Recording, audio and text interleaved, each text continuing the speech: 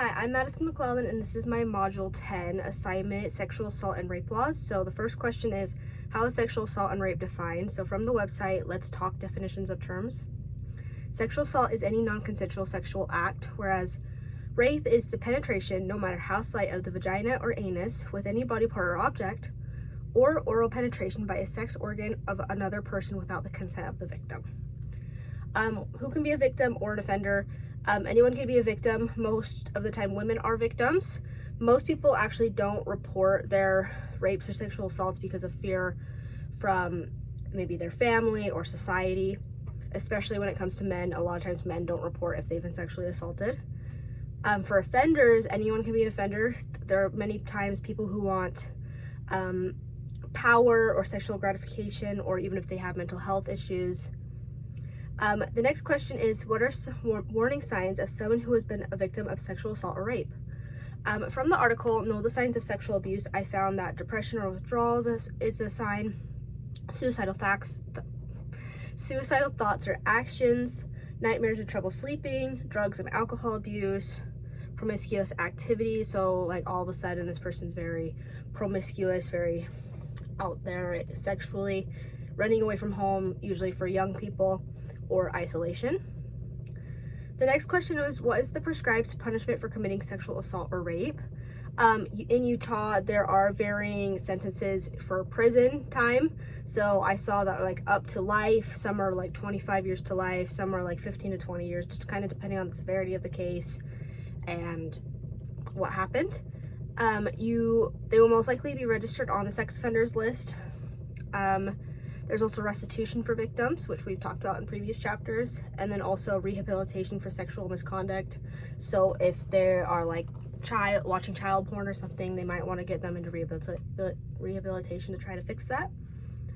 And then these are my takeaways from each video. For the forensic medical exam video, I've heard this before, but I liked that they pointed out the sooner the person gets examined for rape, the more likely they are to get justice. A lot of times victims will want to go shower, curl up into the ball in the bed, but the best thing to do, and this is really important to teach people this, is to go get the rape kit done immediately, because then you're more likely to get justice. I know it's hard, but let's see.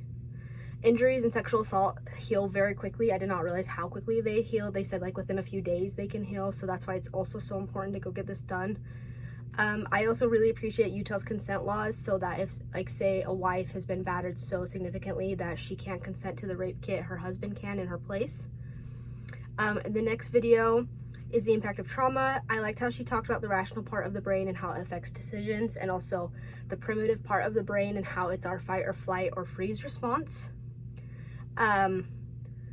I didn't realize that senses besides sight can trigger trauma, such as smell. So like that one example where she smelled a smoky jacket, and then, or he had the smoky jacket on, and then she smelled smoke at work, and then it triggered her trauma response. I didn't realize that. I've heard of people making themselves less attractive so they are overlooked, so that they aren't abused by other sexual predators. And how past trauma can affect how, like, kind of the decisions that lead people to maybe being in these bad situations. I liked how they talked about that as well.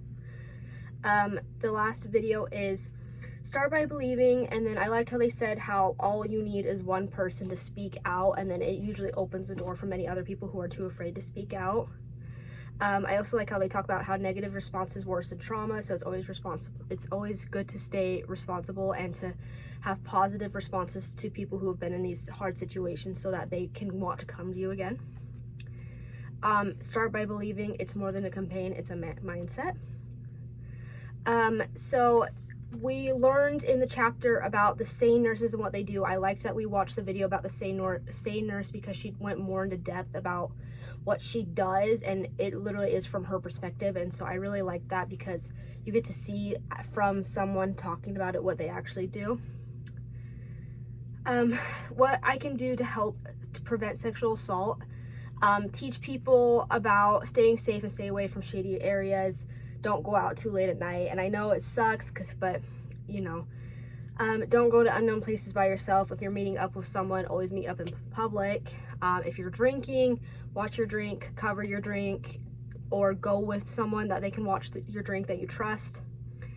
Keep protective devices on you, such as pepper spray. I keep a pepper spray on me. Also, teach people that pepper spray does expire, and so that they do need to re-up their pepper spray every couple of years or so.